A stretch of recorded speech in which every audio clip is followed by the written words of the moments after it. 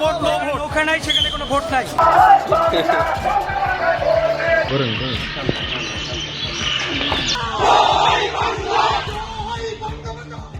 জাতীয় সংসদ নির্বাচনের পর দেশের বিভিন্ন স্থানে আওয়ামী লীগের নেতাকর্মীরা দলীয় কার্যালয়ে প্রবেশের চেষ্টা করছেন কিংবা বন্ধ থাকা কার্যালয় খুলছেন, এমন ঘটনা সামনে এসেছে।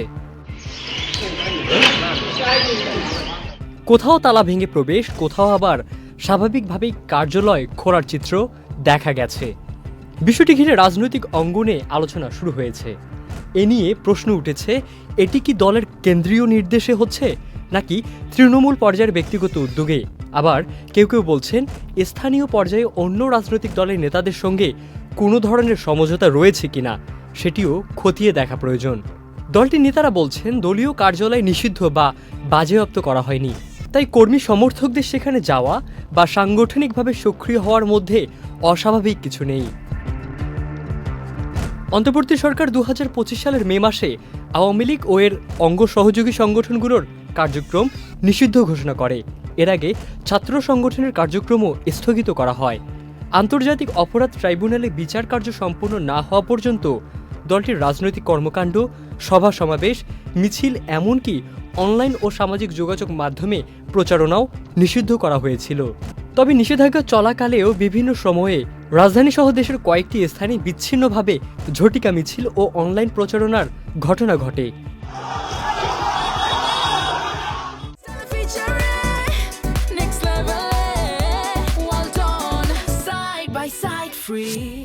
নির্বাচন ঘোষণার পর সামাজিক মাধ্যমে নো ভোট প্রচারণাও চোখে পড়ে। পাশাপাশি আইনজীবীদেরও দেখা যায় নো ভোট ক্যাম্পেইন করতে। দলীয় সূত্রগুলো বলছে কেন্দ্র থেকে তৃণমূলের সঙ্গে নিয়মিত যোগাযোগ রয়েছে এবং রাজনৈতিক কার্যক্রমে সক্রিয় হওয়ার বিষয়ে উৎসাহ দেয়া হচ্ছে। ফলে নির্বাচনের পরপরই বিভিন্ন এলাকায় কার্যালয়মুখী হচ্ছেন নেতাকর্মীরা। অন্যদিকে স্থানীয় পর্যায়ে খোঁজ নিয়ে জানা গেছে নির্বাচনের আগে কিছু এলাকায় প্রতিদ্বন্দ্বী রাজনৈতিক দলের প্রভাবশালী নেতারা আওয়ামী লীগের জনপ্রিয় স্থানীয় নেতাদের সঙ্গে যোগাযোগ করেন। ভোটের সমর্থন বা সমন্বয়ের আশ্বাসের কথাও শোনা যায়।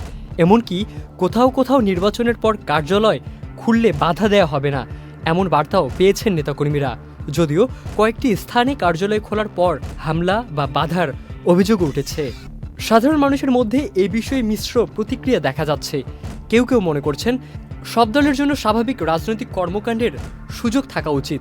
আবার অনেকে বলছেন বিচার প্রক্রিয়া চলমান থাকলে আইনগত সিদ্ধান্ত না আসা পর্যন্ত দলীয় কার্যক্রম স্থগিত রাখা প্রয়োজন। রাজনৈতিক বিশ্লেষকদের মতে নির্বাচিত সরকার দায়িত্ব নেওয়ার পর রাজনৈতিক পরিবেশে কিছু পরিবর্তনের ইঙ্গিত মিলেছে। তারা বলছেন একটি বড় রাজনৈতিক দল দীর্ঘ সময় নিষ্ক্রিয় থাকলে রাজনৈতিক ভারসাম্যে প্রভাব পড়ে। তাই স্থিতিশীলতার স্বার্থে ভবিষ্যতে আইনি প্রক্রিয়ার আলোকে কোনো না কোনো সমাধান আসতে পারে। সব মিলিয়ে আওয়ামী লীগের কার্যালয় খোলা নিয়ে যে তৎপরতা শুরু হয়েছে তা দেশের সামগ্রিক রাজনৈতিক পরিস্থিতির ওপর নতুন করে নজর কাড়ছে।